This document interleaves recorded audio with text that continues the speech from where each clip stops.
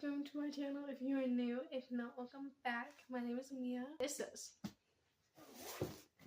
my entire November TBR. So let's talk books. To start with, I have this is the book I'm reading right now. So this is kind of my October TBR because it is still October. But I'm reading this, but this will make sense when I talk about the first book on my November TBR. So I'm reading Percy Jackson and the Olympians, the first book, which is The Lightning Thief. I don't have very much left, but I bought the whole series, all 5 books, a couple years ago, and I never actually read the whole series, so I'm gonna try to read it. So the first book on my November TBR is Percy Jackson and the Olympians, The Sea of Monsters. So that's definitely the first book on my TBR. I wanted to read the Percy Jackson series for a really long time, and I've watched the first, the Percy Jackson series, and I watched all the movies. I know what happens in the books, but I've never actually read the books. I used to be scared of the first book when I was a lot younger. Moving on, I have 2 books that are a little interesting, but they're kind of along the same lines. This one's Cuba, this one's Florida, and they are travel guides. This one is for Cuba. It's from Lonely Planet. I am in the midst of planning a trip to Cuba. So we're doing the same thing with Florida because I'm on a World's cheer team. So we're competing for a bid to go to Worlds, which is in Florida. After that, I'm actually staying in Florida for 2 weeks, providing we get the bid. I'm staying in Florida for 2 weeks. So I'm going to read up on Florida. This one is by Eyewitness. This one, okay, I have had this one for quite a while, but it's about a girl who comes home from a 3-week stay in the mental hospital, and then, she has to act like she's fine and, keep up appearances, basically, and I've always found this book really interesting. It's called Have a Nice Day by Halpern, but I'm very, very excited to read this, actually. The Hawthorne Legacy. Okay, I need to figure out if this is the second book in the series or not. I loved the Inheritance Games. I read it I want to say when I was in grade 12, but that might be wrong. It might have been when I was in grade 11. Anyways, I read this, loved it so much.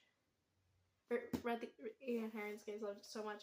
But I had this impression in my mind that this book was the last book for some reason, and so I never picked it up. And then I was checking, that can't be the last book because I know that the last book is red. And so I was like, okay, if it's not the last book, then it's not the second book. No, it's literally the second book. It says it in here. So this is the Hawthorne Legacy by Jennifer Lynn Barnes. So very excited to read this, actually. Because her writing is amazing, for one. It's one of those things you start reading, you cannot put it down. So, and I need a book like that because I've been slacking on my reading game lately, and I just need a book that I can literally sit down and just read the whole thing all the way through, and we're gonna be right back into reading, and yeah, I always do this. My Sister's Keeper by Jodi. This is also a movie, and I seen it on TikTok, the scenes from the movies. On the back, it says, Anna's not sick, but she might as well be. By age 13, she has undergone countless surgeries, transfusions, and shots so that her older sister, Kate, can somehow fight the leukemia that has plagued her since childhood. The product of pre-implantation genetic diagnosis, Anna was conceived as a bone marrow match for Kate. A life and a role that she has never challenged, until now. Like most teenagers, Anna is beginning to question who she truly is, but unlike most teenagers, she has always been defined in terms of her sister. And so Anna makes a decision that for most would be unthinkable, a decision that will tear her family apart and have perhaps fatal consequences for the sister she loves. A provocative novel that raises some important ethical issues. My Sister's Keeper is a story of one family's struggle for survival at all human costs, and a stunning moral parable for all time. So, I'm very excited to read that, actually, because I got given it probably the better part of 2 years ago. We need to get back into our reading game. Next, we have Six of Crows. Now, this is such a fall book. Even with my fall, just call me the fall queen, okay? Six of Crows is I got this, I remember very, very distinctly. I got this in Ontario. For those of you who don't know, I haven't lived in Ontario in 2.5 years. I got this in Ontario in probably June of Ontario. It was the last time that my best friend and I went out and did something before I moved away. This best friend, for those of you who are wondering. And we went to the bookstore, which we had a lot of really small indigos around us, but there was one. It's about an hour away on the bus, and it was a huge indigo. It was our favorite one to go to, so we went one last time for one last hurrah. I got this, which I haven't read, but I've heard really good things about it, and I just don't know why I've never picked it up and read it. The story behind why I have this book is kind of embarrassing. It's Heartless by Marissa Meyers, and I watched a YouTube video and somebody bought this book and I liked the cover, so I asked for this book. I don't even know what it's about. Let's find out what it's about. Catherine may be one of the most desired girls in Wonderland and a favorite of the unmarried king, but her interests lie elsewhere. A talented baker, she wants to open a shop and create delectable pastries, but for her mother, such a goal is unthinkable. For a woman who could be queen. At a royal ball where Kath is expected to receive the king's marriage proposal, she meets handsome and mysterious Jess. For the first time, she feels the pull of true attraction. At the risk of offending the king and infuriating her parents, she and Jess enter into a secret courtship. Kath is determined to choose her own destiny, but in a land writhing with magic, madness, and monsters, fate has other plans. Wait, that actually sounds cool. Okay, maybe I didn't make a mistake in buying this book. I've probably read this book a good 4 times, and I don't remember what happens in it. And I want to read the series. I have the whole series. I loved this book. So I'm going to read it again, and we're just going to start fresh with the series, and hopefully it goes well. But Red Queen is basically about a world in which you are defined on your economic status, poor or rich, based on the color of your blood. So red and silver, one means you're really rich, one means you're really poor. Basically, there's no in between, really. And so this girl creates this deviance, and the ones who are really rich have powers, and she's grew up one way but is a different way. It's a whole thing, and I love this book. I love Victoria Aveyard's writing. My dream PR is to get one of her books. That would be if I could get any PR in the entire world, I would love Victoria Aveyard's books. Just in case Victoria Aveyard's PR rep is watching this. I've actually never seen of anybody getting her books for PR, but that would be my dream PR. I'm saying it right now. Next, we have my Twisted Tale books. I have 2 of them out right now. I have 4 overall. So I have, firstly, So This Is Love, which is a spin-off series of Cinderella, and it is basically about the what if question, about what if Cinderella never tried on the glass slipper. Now, I just think that this is such an interesting concept. Anyways, so I'm very excited to read this. This is the Belle one, my baby.